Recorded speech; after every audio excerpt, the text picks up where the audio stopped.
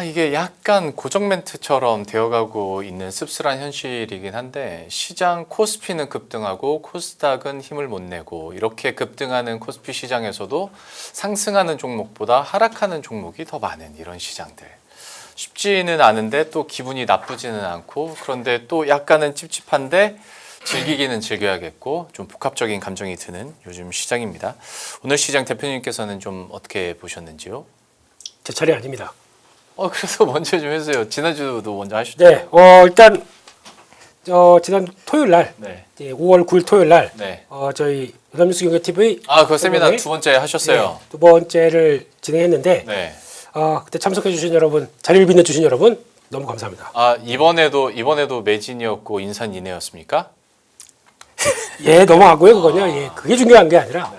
그러니까 설명회를 갈 때마다 느끼는 거는 네. 참 물론 주가가 올라서 그렇긴 합니다만 되게 열의가 차 있으시고 반짝반짝하셔서 제가 더 자극을 많이 받고 오는 것 같습니다. 그래서 제가 더 열심히 해야겠다라는 마인드를 가지고 말씀을 드려야 되겠다는 생각을 하면서 3차 세미나를 준비하시는 겁니다. 그 이상을 봐야죠. 그 이상을. 그건 아니고요. 또 기회 되면 네. 여러분들과 많이 만날 수 있는 기회가 있었으면 좋겠다. 네네. 하고 열심히 달리겠습니다. 네. 아니 개인적인 포부 말씀하지 마시고 오늘 시장 어땠냐고요. 중요한 게 그거예요. 예.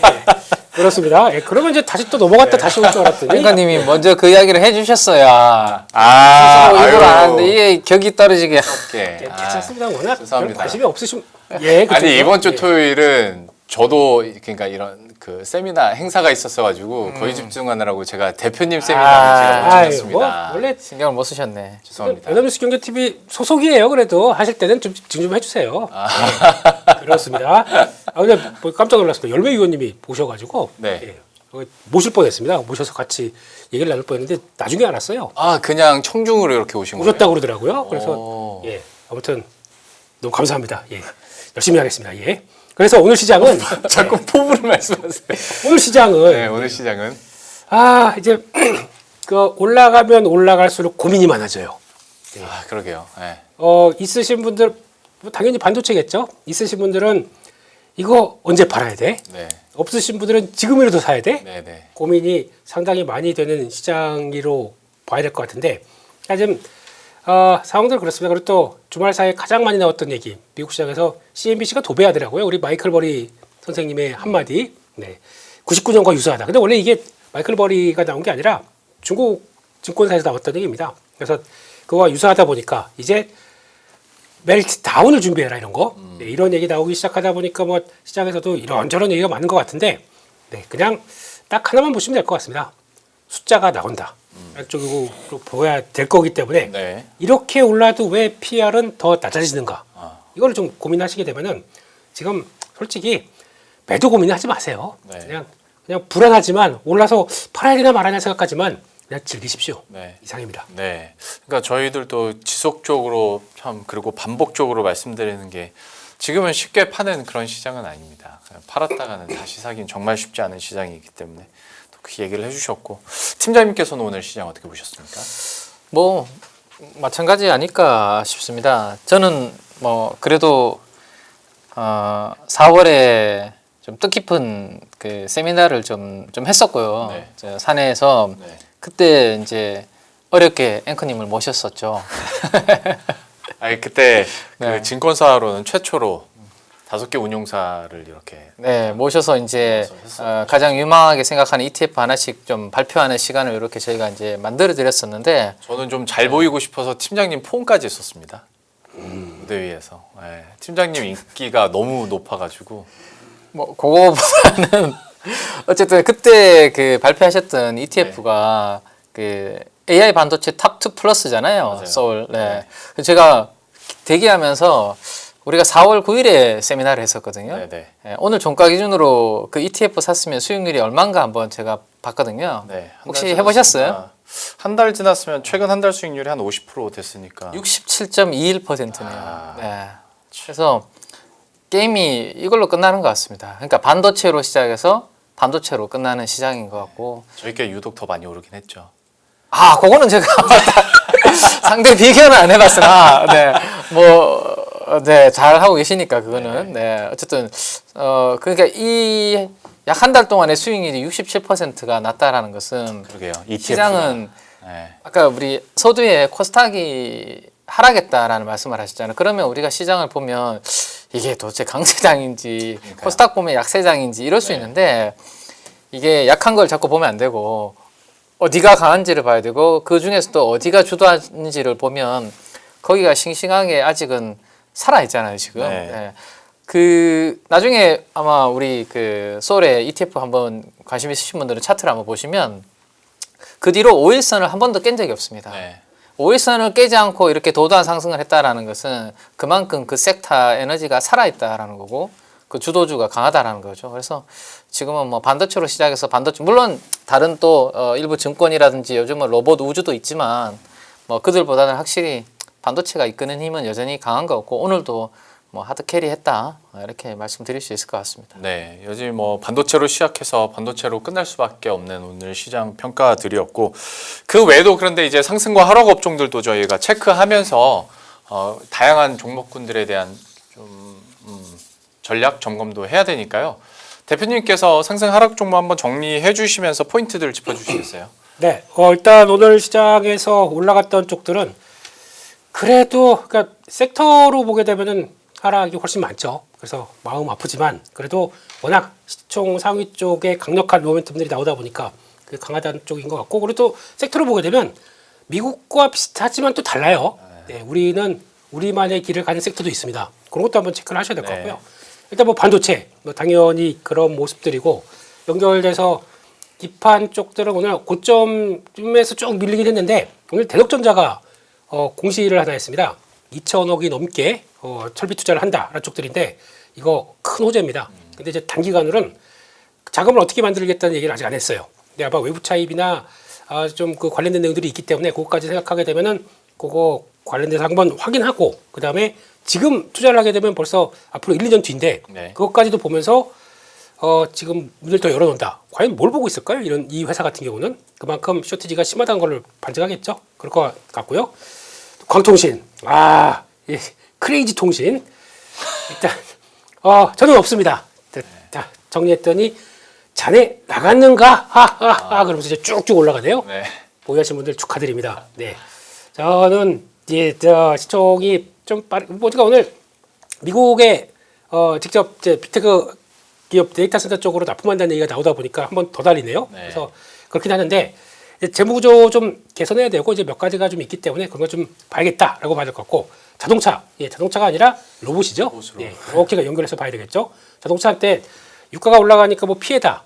그런 얘기 하지 마세요. 지금 이게 자동차가 지금 로봇 얘기 지난주에도 무지 많이 드렸었는데 나올 때마다 이슈를 드리고 말씀을 드리고 있는데 지금 그럴 때가 아닙니다. 로봇 쪽들은 우리가 주도를 하는 측면들이 높아요. 그러니까 어떻게 보면은 지금 또 주말 사이에 그 이제 기술 관련된 쪽으로 얘기하는 TV, 유튜브 보다 보니까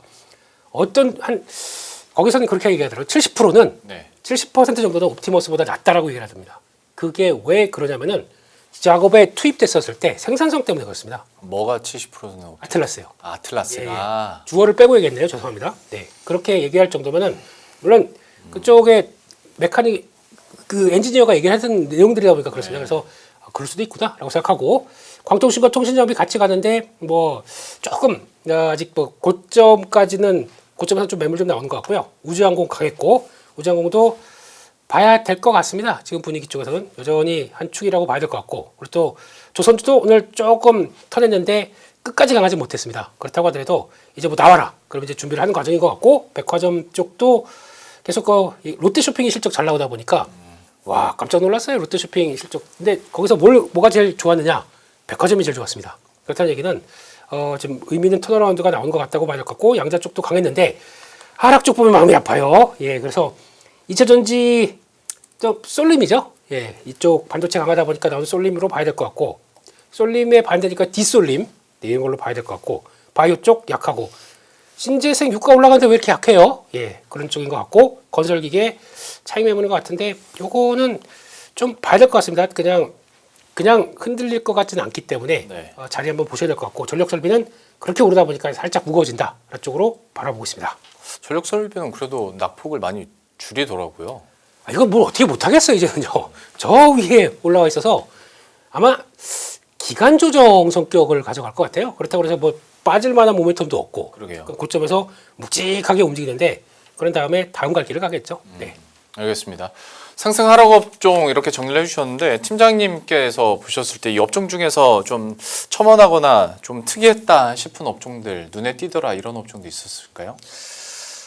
뭐 지금은 사실은 반도체 이야기 안 하면 뭐 큰 스트레스는 할 게 없는데 바이오 코멘트가 없으셨잖아요. 네. 네, 그래서 바이오 그냥 진짜요? 아니요, 거기까지 바란 건 아니었는데. 아니요, 그러니까 그 저도 생각한 건 아는데 그러니까 뭐 말씀을 하시니까 그냥 상황을 한번 보여드리려고 하는데 지금 증권인들 중에서도 네. 뭐 증권맨이라고도 하시죠. 네, 보니까 희비가 엇갈리는 분들이 예전에 좀 선수였던 분들은 꽤 바이오 포지션이 많으시거든요.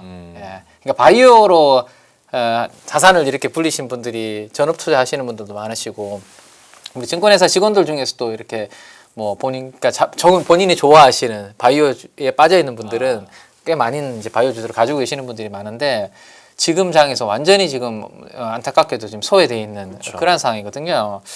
그래서 오늘 그냥 그 반도체 ETF랑 바이오 액티브 ETF의 상대 강도가 어떤지를 제가 한번 그려봤는데 예. 그거를 그냥 원래는 오늘 말씀드릴 그게 없었는데 말씀을 해주시니까 한번 보면 지금 왼쪽에 반도체가 있고 오른쪽에 바이오가 있거든요. 예, 이 비교가 그러면 항상 요 왼쪽 예. 액티브로 비교를 하셨어요. 그러니까 또 액티브로 제가 또 비교를 했더라고요. 네. 패시브로 할 걸 그랬나? 네. 어쨌든 네. 근데 반도체가 왼쪽에 있기 때문에 이게 우상향하는 그림은 왼쪽에 있는 섹터가 상대적으로 더 강하다는 거고 그렇죠. 이게 밑으로 이렇게 내려올 때는 반도체보다는 오른쪽에 있는 바이오가 더 강하다라고 해석을 하시면 되는데 작년 보니까 한 4분기 요때 반짝 반도체가 내려오고 바이오가 반짝했네요, 그죠? 근데 지금 보면 그 이후로는 거의 추세적으로 뭐 반도체가 강했고 특히 최근에 이 그림은 정말로 이제 소외되는 그 흐름을 만들어내고 있습니다. 그래서 도대체 바이오는 언제 오를 거야? 순환매는 오는 거야? 막 기다리시는 분들이 많을 텐데 꺾여야죠, 그러니까. 근데 반도체가 지금 뭐 언제 꺾일지는 도무지 감이 안 잡힐 정도로 센 상황이기 때문에 지금 추세가 살아있지 않습니까? 상대 강도가.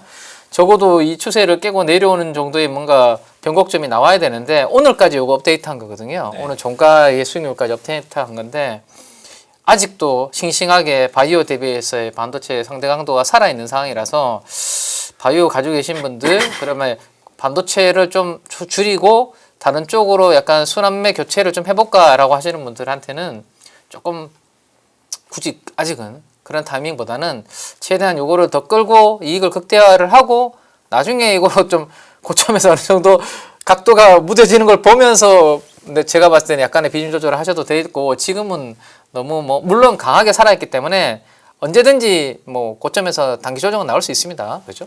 근데 지금은 워낙 이렇게 상대로 살아있기 때문에 바이오가 반도체 자리를 교체하기에는 당분간은 좀 쉽지 않아 보이는 그런 흐름이거든요. 그래서 요거는 제가 한 번씩 나올 때마다 뭐 좀 추이를 보여드릴 텐데 중요한 변곡점이 뭔가 보일 때는 한 번씩 또 설명을 드리도록 그렇게 하겠습니다. 알겠습니다. 또 반도체 흐름과 비교해서 또 바이오를 얘기해 주니까 좀 더 뭐 뼈 아프긴 하지만 그래도 의견은 확실해지는 것 같습니다.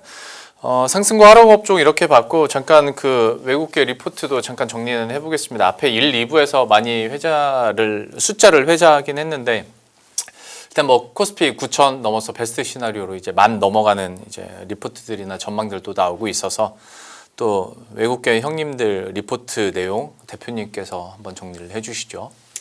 네, JP모건에서 이제 나올 게 나왔다. 이쪽으로 해석해야겠죠. 누가 먼저 부르짖느냐. 이쪽에서 JP모건이 먼저 슬쩍 얘기를 하게 되면 그냥 그렇게 생각하세요. 또 나올 겁니다.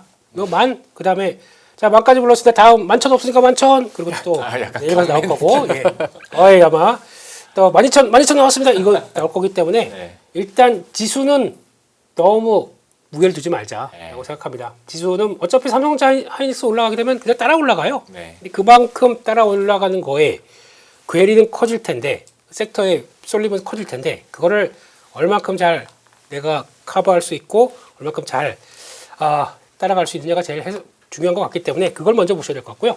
그런 쪽에서 항상 지금부터는 싸움이 그거 같아요. 주도 섹터와 나머지 섹터 간에 이게 좁혔다 늘렸다는 이 과정들 그런 쪽을 더 잘 체크하셔야 될 것 같고요. 그런 쪽에서 일단 JP모건 형님들은 아시아 시장을 최선호 시장으로 유지를 한다라고 얘기를 했고 불케이스 만까지 받고 베어 케이스가 또 올렸네요. 6천 안 빠져라고 얘기하는 것 같습니다. 그런 쪽에서 6천에서 만 이렇게 되게 되면 이제 8천 들어올 거로 보니까 얼마 안 남았네요. 네, 그런 생각도 들고 있고 근데 여기서 중요한 거는 지금 다 반도체만 얘기하는데 한국의 평가하는 테마의 핵심 수혜 시장으로 봤을 때 AI는 뭐 당연히 들어가겠고 방산 들어옵니다. 에너지 들어옵니다. 이것도 눈여겨 보셔야 된다라고 봐야 될 것 같고 거기다가 또 죄송해요. 에너지는 어디 에너지 말하는 거예요? 제가 보기에는 그냥 원자력부터 모든 에너지를 다 얘기를 하는 것 같습니다. 네. 그래서 아마 그냥 지금 뭐 단순하게 유가가 올라갔기 때문에 블라블라 이런 건 아닌 것 같고 그렇기 때문에 그 관련된 쪽들은 아마 조금 더 좁혀지긴 할 것 같은데 그래도 지금 시장에서 보여주는 건 그대로죠. 그런 쪽으로 봐야 될 것 같고 또 EM 시장 쪽에서 MSCI 쪽은 한국 비중이 21% 이상이다. 중국 가만히 있는데 올라가서 지금 중국을 넘어갈 듯 말 듯 이렇게 나오는 겁니다. 그런 쪽에서 이렇게 되면은 그러니까 외국인들 매도하는 이유죠. 네, 가만히 있는데 그냥 거기까지 올라와 있다. 비중이 차죠. 그러면 줄여야죠. 잘라내야죠. 잘라내는 과정 쪽에서 나오는 건데 그렇게 되면 만약에 이게 외국인들이 매도해서 시장에 충격을 받는다. 환율이 반응을 할 겁니다. 환율이 아직 그 정도까지 반응을 안 하기 때문에 그냥 일상적인 흐름이다라고 봐야 될 것 같고 글로벌 시총 상위 20개 기업에 한국 2개 포함 네, 땡큐라고 봐야 될 것 같고 거기다가 이거죠. 사이클 종료를 미리 걱정하기보다 추가 상승에 계속 포지션에다가 없는 거 고민해라 이런 쪽으로 얘기를 하는 거죠. 그런 흐름이고 거기다가 요거는 앞으로 계속 체크하셔야 될 것 같습니다. 요거는 그게 PD님은 이거 노란색으로 안 칠하셨는데 이게 핵심입니다. 토큰 소비 증가율이 기존의 YY로 10배, 15배로 찍히기 시작합니다. 그러니까 지금 글로벌 IB들은 이걸 보고 있어요. 이게 무슨 얘기냐면 토큰 그 비용들이죠. 네. 비용은 이제 떨어집니다. 학습을 많이 하다 보니까 거기서부터 나오는 토큰 비용들이 떨어지는데 이 Q가 그러니까 즉 토큰의 사용량은 기하급수적으로 늘어납니다. 그거를 커버하기 위해서 나오다 보니까 뭐가 제일 중요합니까? 메모리입니다. 그래서 이 얘기가 제일 중요한 겁니다. 그래서 아무리 효율화를 시켜도 네. Q는 커진다. 메모리가 못 따라갑니다. 네. 못 따라가다 보니까 계속 늘릴 수밖에 없어요. 네. 그러다 보니까 너도 하다 보니까 피가 올라가는 이런 구조인데 네. 이게 메모리의 핵심입니다. 그래서 요거는 아마 다음부터도 계속 얘기가 나올 거예요. 토큰과 관련된 쪽에서 Q가 들어가는 부분들. 근데 그걸 아마 엔트로픽이 처음 얘기를 했어요. 그 다음부터 뭐 지금 제미나이나 나머지들도 계속 그런 기조로 가고 있는데 처음에는 그러니까 중국에서는 구독률을 낮추기 시작합니다. 네. 그래서 그러면서 저변을 키우는 거죠. 근데 그만큼의 인프라가 지금 될 수가 있겠느냐. 여기서 지금 의문을 나오는데 거기서 나오는 쪽들이 안 되겠다 계속 늘려야겠다고 하다 보니까 지금까지 나오는 과정들이다라고 보셔야 될 것 같습니다. 그래서 일단 이것도 필수 인프라다라는 쪽에 대해서 지금 얘기를 하고 있는 쪽이고 그러면 반도체 투자 여력은 매우 크다라고 보고 있고요. 하이어 포 롱거 롱앵커 님께서 얘기를 해주세요. 무슨 얘기입니까? 네. 본인 이름 나왔잖아요. 네. 무슨 얘기예요 이게? 주세요. 야 영어 나오면 갑자기 빼시는데 예. 이름을 그래서 이름 잘 김영수 씨 아니고 저는 김영롱. 항상 롱이니까. 네 그렇습니다. 그래서 일단 더 간다는 얘기죠. 그러니까 높은 수준이 더 이어진다는 쪽이겠죠. 그래서 일단 메모리 비중이 지금 50%가 된답니다. 그런데 이게 그렇다고 하더라도 피크아웃에 대해서는 동의하지 않는다라고 못을 박았죠. 네, 이런 쪽이고 공급처가 그러니까 지금은 올해 내년 부분까지도 올해 다 들어왔다고 보고 있고 지금 조금 있다가 만약에 볼 거 보게 되면 SSD, HDD 이쪽은 폭등 중입니다. 지금 10일짜리 데이터 보게 되면 작년 동기인가요? 대비해서 170%가 늘었더라고요. 10일 동안에. 그렇기 때문에 이게 다 그런 걸 얘기하고 있다라고 봐야 될 것 같고 2028년까지도 지금 자극을 하고 있다. 아래쪽으로 봐야 될 것 같고 거기다가 낸드 현물 가격 뭐 이거 당연히 지금 원래는 한 3, 4월 달 들어서면서 가격이 그 얘기 많이 있었죠. 디램 가격 떨어진다. 네, 그러면서 막 또 한참 이거 했지 않습니까? 스팟 가격. 예. 네. 그때가 기회였어요. 항상 보게 되면. 근데 맞아요. 이번에 나온 거 보니까 고정거래 가격하고 랜드 가격 보니까 아이고 왜 그래서 우리를 헛갈리게 만들었느냐 이런 느낌이죠. 그런 쪽인 것 같고. 그래서 일단 하드웨어 기업은 일단 가격이 인상되다 보니까 이 레버리지가 올라간다. 그러니까 즉 Q는 여전히 유지가 되어 있는데 P가 계속 올라간다. 그래도 P와 Q 합산되는 과정을 보게 되면 이익이 레버리지가 커질 수밖에 없다. 쪽으로 봐야 될 것 같고요.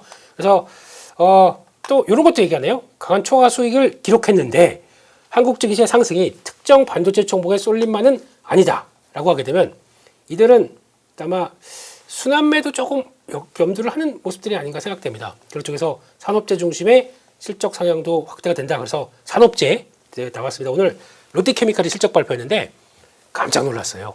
물론 기대가 전혀 없었습니다. 근데 그만큼 구조조정 효과인지 모르겠지만 이게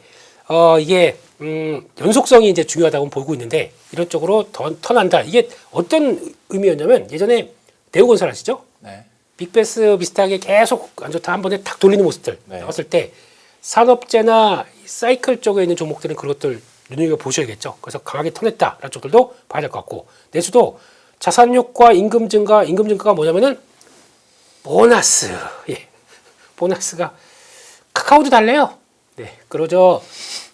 삼성전자 중국 공장에 있는 중국인들도 달랩니다. 네. 예. 저희도 주시죠. 맨날 삼성전자 얘기를 하고 있는데 저희도 주셔야죠, 그러면. KB증권은 어떻게? 예. 회사 이야기 밖에서 하지 마라. 네. 그렇습니다. 그래서 그런 쪽에서 내수 쪽도 보자. 라는 쪽으로 얘기하는 것 같습니다. 그래서 그러다 보면은 지금 여기 아직 금융주 지주사가 상대적으로 못 갔다는 얘기도 하고 있거든요. 네. 그래서 만약에 이번 주인가요? 금통이 있죠. 네. 금통이 있을 때 금리 얘기를 나왔을 때 변화되게 되면 금리가 올라가게 되면 은행, 보험 쪽은 또 수혜를 볼 수가 있는 이런 쪽도 있겠죠. 그렇게 되고 또 헤지펀드가 2분기 들어서니까 4, 5, 그러니까 4월 달부터라고 하는데 아직 안 보이는데요. 근데 비중은 공격적으로 확대하고 있다. 그러니까 여러분들이 매도가 커지다 보니까 거기서 약간 매수하고 있는 것들이 참 안 보인다고 합니다만 이것들이 계속 들어오고 있다라고 봐야 될 것 같고 게다가 또 아시아 EM 시장의 투자자들의 삼성 하이닉스 비중 확대도 아직 제한적이다. 예? 아직 줄이고 있다는 얘기겠죠. 줄이고 좀 본격적으로 안 들어오고 있다는 쪽으로 보다 보니까 일단 오히려 스왑 옵션 쪽으로 익스포저가 많다. 근데 이게 만약 이제 다음 주 27일인가요? 한 주 연결되다 보니까 ETF 2배짜리 레버리지 27일로 연기됐죠. 그거 나오고 있고 게다가 또 6월 중에 잘하면 SK하이닉스 ADR 네. 또 상장되겠죠. 저 거래 별로 안 되는 GDR도 저렇게 하루에 뭐 16%씩 폭등하는 거 보니까 네. 그게 나오게 되면 여전히 수급 변수는 더 있다는 쪽으로 보면서 이래저래 그러니까 이것저것 다 봐라 이런 얘기입니다. 수단매도 돌아갈 수 있다 보니까 다 봐라. 그래서 장기선호 산업은 전력기기 너무 올라서 아직 잘 모르겠고요.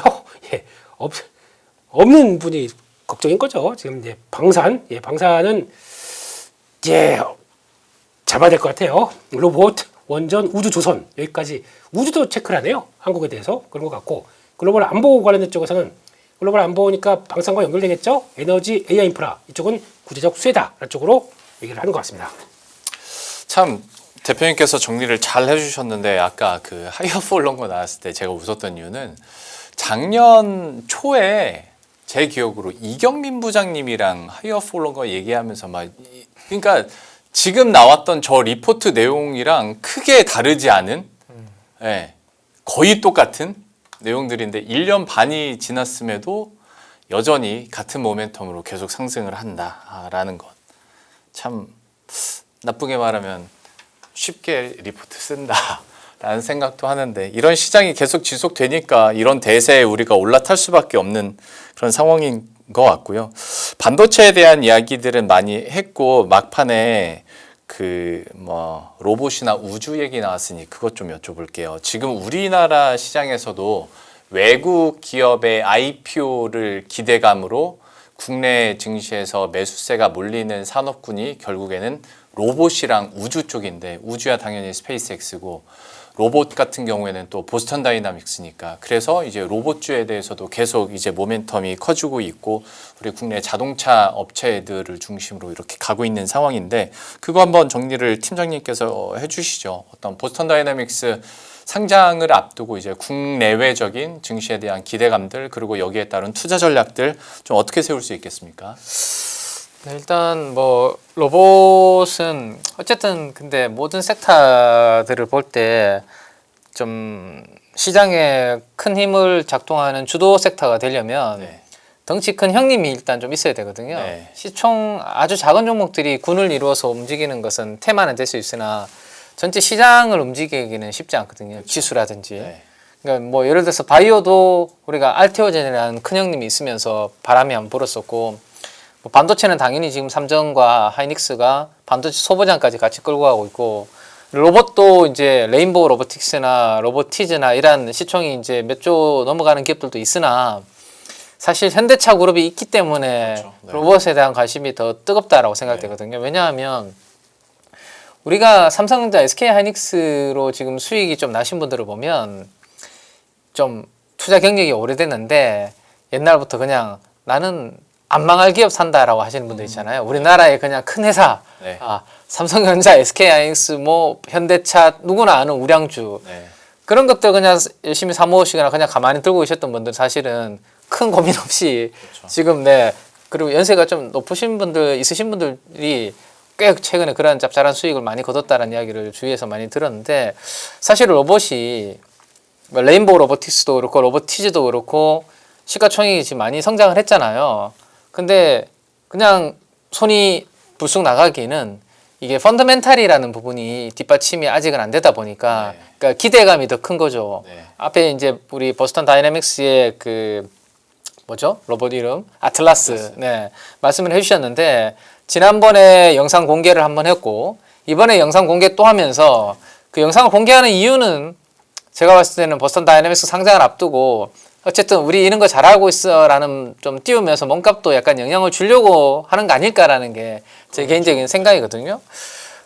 그런데 이제 막상 현대차라 그러면 우리나라에 지금 다니고 있는 대부분 현대기아차가 그래도 아직 내수의 한 7, 80% 되지 않을까요? 물론 외제차 비중도 많이 늘어나고 하긴 했지만 뭐 우리 국내에 있는 분들은 다 현대기아는 아는 기업이고 근데 이 친구가 로봇에서도 뭐 세계 최고의 기술을 가지고 있다 하면 사실은 이게 한번 해볼 만한 그런 부분이 되는 거죠. 거기에다가 이제 테슬라의 옵티머스 대비해서도 나름 한번 해볼 만한 그런 기대감도 자꾸 시장에서 만들어주고 있고 또 하나는 이제 뭐 또 소프트뱅크가 뭐 풋옵션 관련된 부분들도 뭐 가지고 있다면서요. 이거 뭐 행사하기지만 약 한 달 전이니까 결국에는 상장으로 풀지 않겠냐라는 이야기도 나오고 있고 이런 것들이 뭐 전반적으로 뭐 맞아 떨어지는 거 없고 그 다음에 이렇게 유동성이 풍부할 때는 중소형주까지는 돈이 잘 아직은 흘러가지 않습니다.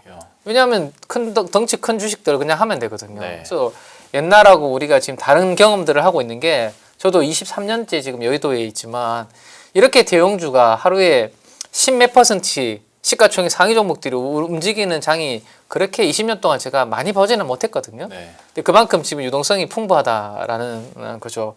이렇게 유동성이 풍부한데 대형주를 쉽게 살 수 있는데 굳이 유동성이 작을 때는 중소형주 찾아가지고 막 이렇게 하지만 지금은 그렇지 않기 때문에 뭐 여러 가지 모멘텀이 어쨌든 로봇과 관련해서 현대차와 관련된 그룹들이 이렇게 움직임이 있다 보니 로봇이 이제 새롭게 다시 부각이 좀 된다라고 보시면 될 것 같고 계속 로봇을 하신다면 좀 편안하게 하신다면 현대차 그룹의 생태계 안에 들어갈 수 있는 기업들 군으로 보시는 게 맞지 않을까요? 네. 뭐 지금 지난주 금요일인가요? 현대 오토웨브가 상한가를 갖고 오늘 현대 모비스 그다음에 뭐 아래쪽에 있는 기업들도 다 오늘 또 연속으로 계속 상승을 하고 있지 않습니까? 그래서 그런 기업들을 뭐 플레이를 하시는 게 맞을 것 같고 나는 이제 그것도 좋지만 조금 이제 약간 변동성이 큰 거를 원하신다라고 하면 이제 그러면 현대차 그룹이 아틀라스라든지 이런 로봇을 강화할 때 그 부품으로 생태계가 이제 밸류 체인으로 형성될 수 있는 그런 기업들까지 이제 그때는 이제 보셔도 되는데 뭐 이런 것들이 다 머리 아프고 싫다 그러면 결국에는 뭐 현대차 그룹 뭐 ETF도 있고 로봇 관련된 ETF도 이제는 잘 나와 있기 때문에 그런 식으로라도 뭐 약간의 한 발을 좀 걸치는 것은 괜찮다. 다만 이제 이런 부분들은 어쨌든 그 6월에 상장에 대한 기대감이 있는 부분이고 반도체하고는 약간 다른 영역이죠. 숫자가 뒷받침되는 부분은 아니다 보니까 혹시라도 시장에 뭔가 매크로적인 이슈가 발생을 했을 때 예를 들어서 우리가 뭐 5월달, 6월달에는 연준의 의장도 이제 교체되는 이벤트가 있고 미중 정상회담이 또 이번 주 말에 있잖아요. 그죠? 5월 14일 날 있고 뭐 이런 이벤트들에서 혹시라도 이제 시장에서 좀 기대하고 있던 그런 분들과 다른 약간은 삐걱거리는 요소들이 나오면 뭐 약간의 만약에 금리가 조금 튄다 이러면 이제 이 성장에 대한 기대감을 많이 땡겨오는 이 섹터나 테마는 사실 변동성이 좀 클 수 있거든요. 그래서 만약에 내가 로봇을 하고 싶다면 지금 흐름에 좀 올라타되 한 방에 이거를 뭐 다 내가 봤을 때는 좀 사는 것보다는 앞으로 그러한 일정들이 있으니까 혹시나 그 일정에 따라서 좀 흔들리면 좀 싸게 살 수 있는 기회를 좀 줄 수 있지 않겠습니까? 뭐 분할로 좀 접근해보는 그런 부분으로 로봇도 뭐 좀 전략을 세우시는 게 좀 더 편안하지 않을까. 지금은 뭐 금요일부터 다시 불이 붙어서 좀 가고 있지만 이럴 때 너무 포모에 우리가 휩쓸려가지고 막 올라가는 거에 급하게 올라타면 항상 그때가 단기적으로는 좀 물리는 경우가 많더라고요. 그래서 앞으로 남아있는 매크로 이슈 일정도 한번 보면서 그러면 혹시나 이때 흔들렸을 때 싸게 살 수 있는 기회가 있을까 고민하면서 분할 매수의 전략을 한번 세워보시면 어떨까 뭐 이렇게 말씀을 드리고 싶습니다. 그러니까 그런 변수들이나 변동성 때문에서라도 내가 로봇을 매수하고 싶다면 그 종목명에 로봇이 들어가 있는 종목보다는 앞에서 얘기해 주신 것처럼 좀 더 대장이 될 수 있는 현대차, 뭐 기아, 현대모비스, 현대오토에버 조금 더 이제 기계 부품 소재 쪽으로 부품 쪽으로 간다면 뭐 LG 이노텍 전기 뭐 이런 큰 쪽도 있으니까 전기 로봇과 관련해서는 그리고 하나가 이제 사실은 저는 이제 요거는 우리가 지난주였나 지지난주였나 그때도 조심스럽게 제가 한번 말씀을 드렸던 부분인 것 같은데 이 노무 리스크죠. 네. 네, 노조와 관련된 네. 사실 이거는 뭐 제가 이 편도 아니고 이 편도 아니기 때문에 그때도 되게 조심스럽게 네, 말씀을 좀 드렸던 것 같아요.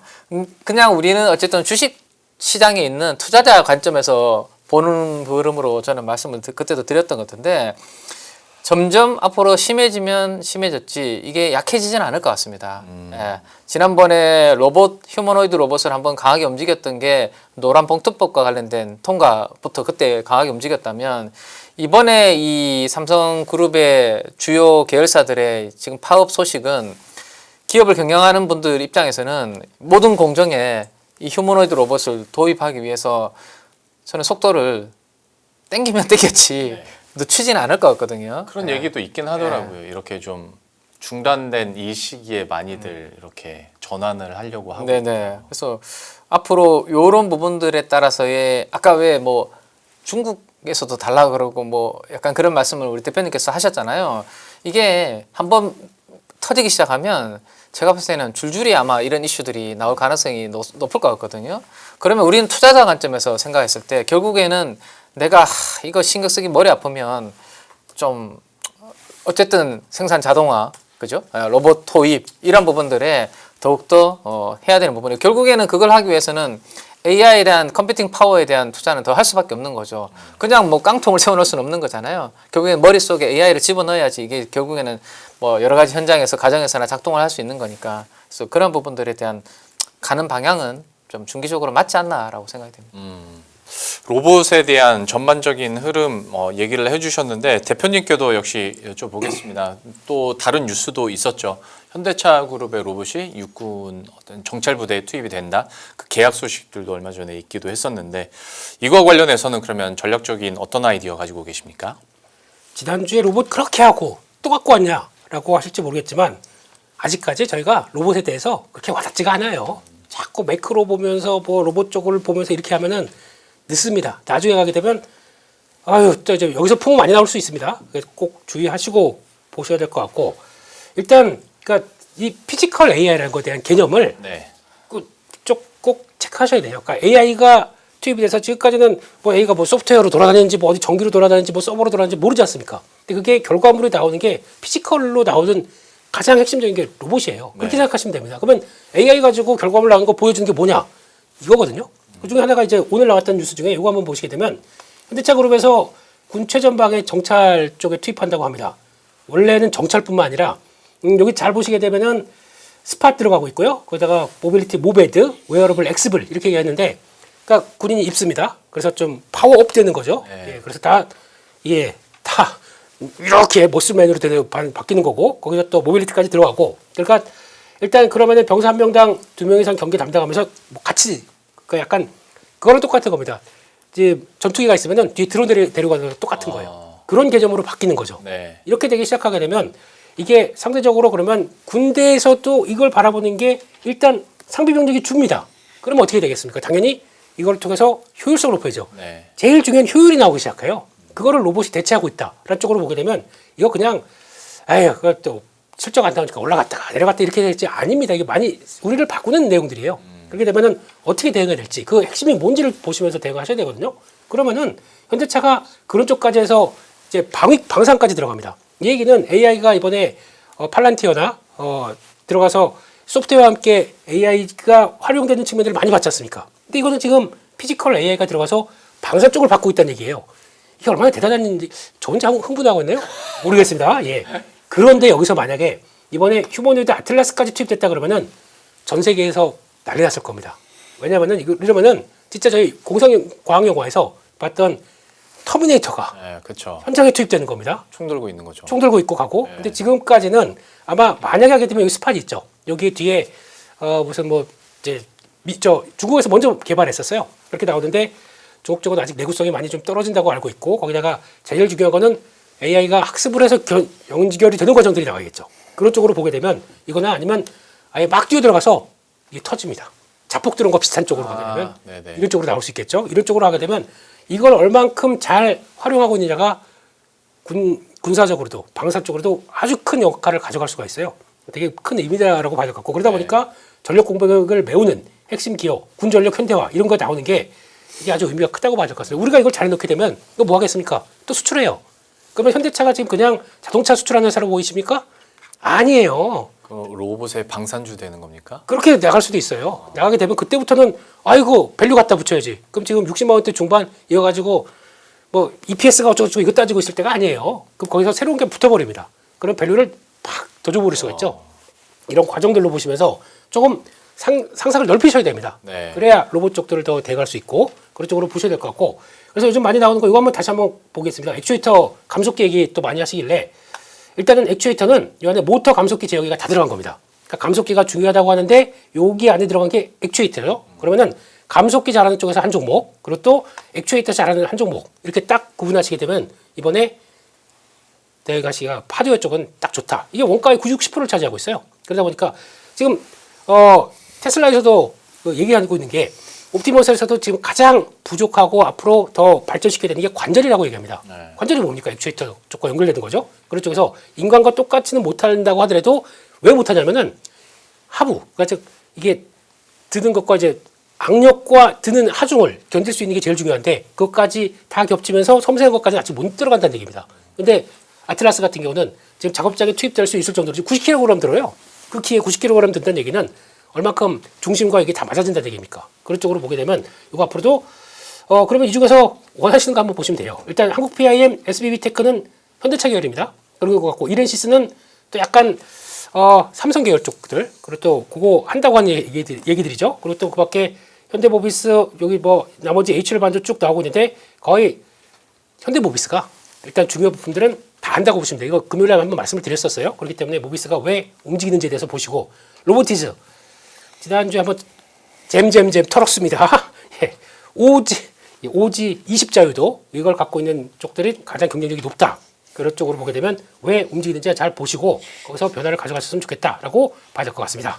그 여기서도 그러니까 앞에서 그 팀장님과 얘기했던 부분이 살짝 이제 부딪히는 건데 물론 로보티지야 급등 흐름이 나타나기도 했지만 그러면 지금 내가 로봇 투자를 한다면 앞에서 팀장님과 얘기했었던 그야말로 자동차와 관련된 그 대장주들을 볼 것이냐 아니면 마지막에 보여주셨던 그 액추에이터 관련된 조금 더 중소형주를 볼 것이냐. 그런데 지금까지의 결과로만 주가 상황을 봤을 때는 어쨌거나 대형주의 승리이긴 하거든요. 여기는 시장 대비해서 많이 못 갔으니까. 그래도 지금은 약간 이런 조금 더 중소형 업체에도 충분히 신규 진입할 수 있다라고 보시는 겁니까? 시장 분위기가 그렇기 때문에 만약에 중소형 쪽은 트레이딩 한다 생각하시고 들락날락 하셔도 될 것 같고요. 예, 뭐 강하면 줄이고 다시 눌리면서 하면 될 것 같고요. 근데 자동차 쪽들은 챙겨 가셔야 됩니다. 솔직히 이런 얘기 드려서 좀 그런데 쟤네는 왜 이렇게 싸 보이죠? 현대차가. 현대차가. 보면 볼수록 앞으로 분명히 뭐 회장님이나 지금 내부적인 상황들로 봤을 때는 뭐 우리 단순하게 보스턴 다이내믹스 비싸게 IPO하려고 한다. 아니에요. 그 이상을 보고 있어요. 그런 쪽으로 봤을 때는 해야 될 것 같고 길게 본다라고 하게 되면 모비스가 중요합니다. 현대 모비스가 핵심이죠. 핵심주입니다. 네. 아, 이제 얘기가 드립니다. 이제 이게 그러니까 저도 현대차를 항상 로봇주로만 생각하다가 아까 설명 들으면서 저도 모르게 그러면 방산주로도 가는 겁니까 하는 순간 뭔가 멀티플이 팍 열리는 듯한 느낌적인 느낌이랄까. 지금 또 계획하고 있는 게 뭐가 있는지 아세요? 뭐가 있습니까? 산업구조 요원 쪽으로도 그쪽으로도 좀 한 축을 가고 있습니다. 네네. 이쪽들이 그러니까 모든 게 다 효율이에요. 효율인데 거기서 인명 피해나 아니면 산업 피해가 발생하는 부분들 같은 경우를 이쪽으로 대체하기 시작한다 그러면 그것도 가격도 뛰기 시작하고 모든 산업에 다 침투할 거예요. 그렇게 보시면은 멀티플 줄 게 너무 많다고 생각합니다. 네. 팀장님 눈에는 현대차는 좀 어때 보입니까? 근데 저는 이제 그 아까도 말씀드렸지만 그 주식이라는 게 계속 올라가진 않습니다. 네, 그렇죠. 예, 저는 그렇게 생각하고 있습니다. 예, 하루도 안 쉬고 올라가는 기업이 가끔은 있을 수 있는데 그 기업도 언젠가는 조정을 주거든요. 네. 네, 현대차도 사실은 그러면 이 현대차가 그 3월 2일과 2월 27일이죠. 2월 27일이 2월의 마지막 날이었거든요. 네. 그리고 3월 3일이 3월의 첫 개장일이었습니다. 2월 27일에 10% 오르고요. 3월 3일 날 12% 빠졌습니다. 그러네요. 네. 하루를 두고 전날은 10% 이상 올랐다가 다음 날은 10% 이상 하락을 했거든요. 그 다음 날도 15%. 끝나겠죠. 네. 이 하루 이틀 사이에 기업이 뭐가 달라졌습니까? 달라진 거 없죠. 네. 근데도 불구하고 주가라는 것은 살아있는 생물이기 때문에 약간의 시장에 뭔가의 변화가 생기면 예민하게 반응하는 게 이 성격입니다. 네. 그러면 물론 저도 당연히 제가 말씀드렸지만 그 좋게 보기 때문에 뭐 저도 이제 혹시라도 그런 이슈에 조정받을 때가 분할 매수의 기회다라고 그런 말씀을 드리고 있는데 이대로 올라가면 어떻게 할 거냐? 그러면 일단은 발을 담그면 되는 거고요. 그래서 만약에 조정을 조금 주면 또 살 수 있는 기회를 주니까 땡큐인 거고 그러면 지난번에 2월 27일 날의 고점이 68만 7천 원인데 저기를 넘겨서 그냥 가면 어떻게 해요? 라고 했을 때는 그러면 있는 거 들고 가면 되는 거고요. 마음 편하게 하려면 나는 고점에서 따라 사는 게 싫다며. 근데 우리가 보통 그 우리 트레이딩 기법 중에 하나가 전고점을 돌파할 때는 또 추세 추종하는 그런 전략도 있거든요. 근데 그런 것들이 익숙하지 못하다면 뭐 있는 물량만 한번 들고 가는 거고 아니면 전고점 완벽하게 커버하면 그때라도 추가적으로 또 비중을 더 태우는 거고 어쨌든 제가 말씀드리고 싶은 부분은 2월 27일 고점 대비해서 최근에 고점 대비해서 34%가 빠졌다가 지금 올라온 겁니다. 빠졌다가 올라온 거야.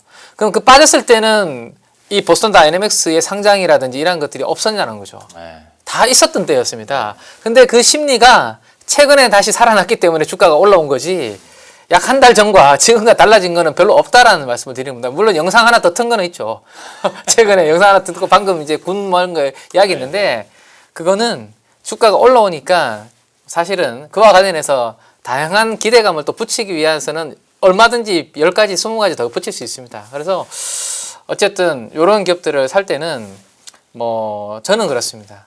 뭐 분할로 좀 그래도 시장의 흐름을 좀 보면서 접근을 하시는 게 좀 더 좋지 않을까 싶고 아까 말씀드렸던 질문은 어쨌든 대형주로 가는 게 좋을까 밸류 체인으로 가는 게 좋을까라는 질문을 주신 거잖아요. 네네. 약간의 그런 거 아닌가? 약간 좀 갈렸었어요. 예, 그래서 저는 뭐 이것도 투자의 성향에 따라서 결정하시는 부분이라 생각되고 나는 이 변동성 로봇은 싫어 하시는 분은 당연히 그냥 현대차의 기본적인 캐시 플로우가 있는 기업이고 근데 거기에 성장의 색깔이 하나 더 붙은 거잖아요. 그럼 이게 더 안전하겠죠. 변동성이 있을 때는.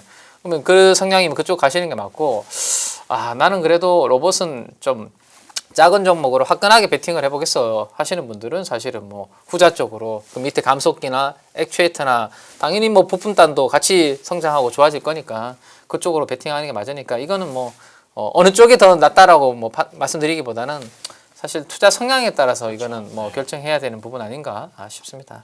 참 이 이야기를 듣다 보니까 특히 현대차 같은 경우에는 우리가 앞에서 현대차그룹 뭐 정찰부대 투입한다고 뭐 이런 얘기도 했지만 우리 투자자 여러분들도 소위 그 정찰대 보낸다고들 하잖아요. 그렇죠. 몇 주 네. 사놓고 그 흐름을 지켜보는 것도 예, 현대차로서는 의미가 있을 것 같습니다. 로봇도 하면 이 정도로 마무리 짓고 앞에서 말씀드렸던 해외 상장 이슈로 인해서 또 붐업이 되고 있는 것 중에 하나 우주 쪽도 얘기해 보도록 하겠습니다. 관련해서 미국에서도 우주항공 주가 좋았고 우리나라에서도 이제 관련 우주항공 ETF들도 그래서 오늘 시세 분출하기도 했었는데 또 이슈가 있기도 했었고 스페이스X 상장 앞두고 있는 상황이기도 하니까 대표님께서 이 이슈도 한번 정리를 해주시겠어요? 네, 우주 이벤트가 또 있죠. 5월 중순부터 쭉 연결돼서 네. 상장까지 있다 보니까 보는데 제일 중요한 게 이 스타쉽 V3에 대해서 예전에 한번 설명을 드렸었습니다. 근데 혹시나 또 까먹으셨을까봐 다시 한번 보게 되면 이렇게 되어 있습니다. 그러니까 지금 V1, V2, V3까지 들었는데 이 새로운 모델이라고 보시면 될 것 같고요. V2랑 V3랑 뭐 차이가 별로 없는데 아닙니다. 큰 차이가 있습니다. 잘 보시게 되면 제원은 비슷하다고 보여줘도 요 밑에 엔진이 바뀌었습니다. 이게 가장 큰 핵심이고요. V4는 이제 완전히 바뀝니다. 그러니까 용량과 이제 엔진과 이걸 더 확대시켜서 나오는 게 V4입니다. 근데 그거는 V3가 잘 돼야 넘어가겠죠. 요까지 하면서 요거 넘어올 때마다 획기적인 그러니까 지금 스페이스X의 그러니까 용량이라고 그러죠. 그게 많이 바뀐다고 보시면 될 것 같아요. 그게 무슨 얘기냐면은 성능은 강화됐고 그래서 지금 랩터 엔진이 탑재됐습니다. 이거 가지고 한때 말 많았었어요. 근데 그랬는데 결국에는 해서 신뢰성이 높아진다. 그거 가지고 이 V3에서 탑재되면서 성공한다. 부디가 확 바뀌는 겁니다. 그래서 그걸 가지고 만약에 이거 성공해서 잘 되기 시작하게 되면은 제가 보기에는 스페이스X 같이 또 올라갑니다. 그런 쪽으로 보시는 게 맞을 것 같고 수송 혁명이라고 하는데 이게 그러니까 더 많은 화물과 인원 수송이 가능. 이게 그러면은 무슨 얘기냐면은 예전에 V1이나 V2보다 지금 더 많은 분위기가 나기 시간이 없네요. 왜 그렇게 돼서 나오게 되면은 제일 중요한 게 경제성이다. 모든 건 비즈니스는 효율과 경제성입니다. 이게 확보가 된다 그러면 아마 제일 좋을 것 같고 그래서 로드쇼 나오고 그래서 증시 상장되는데 머스크 생일이 6월 28일이래요. 거기 맞춰가지고 할 것 같다. 제가 보기엔 그럴 것 같아요. 네. 이 머스크 형님 입장, 맞아요. 그 입장으로 보게 되면 그래서 이걸 하게 되면 또 그런 얘기도 있습니다. 이거 들어가다 보니까 여기 수급설이 나와서 나머지 빠지고 스페이스X 때문에 약간 조정 나온다. 안 가본 거 그렇게 보지 말고 저희가 다 알고 있습니다. 아마 시장 그렇게 안 나올 겁니다. 그렇기 때문에 너무 그렇게 생각하지 마시고 그런 기회가 나오면 또 사야겠죠. 네, 근데 그런 걸 뭐 대비한다는 쪽에서 약간 뭐 분위기 맞춰가는 건 좋은데 지금은 이쪽도 보면서 이벤트가 있다 보니까 요거 성공하게 되면 우주항공 쪽 분위기 바뀌어요. 그것도 한번 보시는 게 좋겠다. 그렇게 말씀드리겠습니다.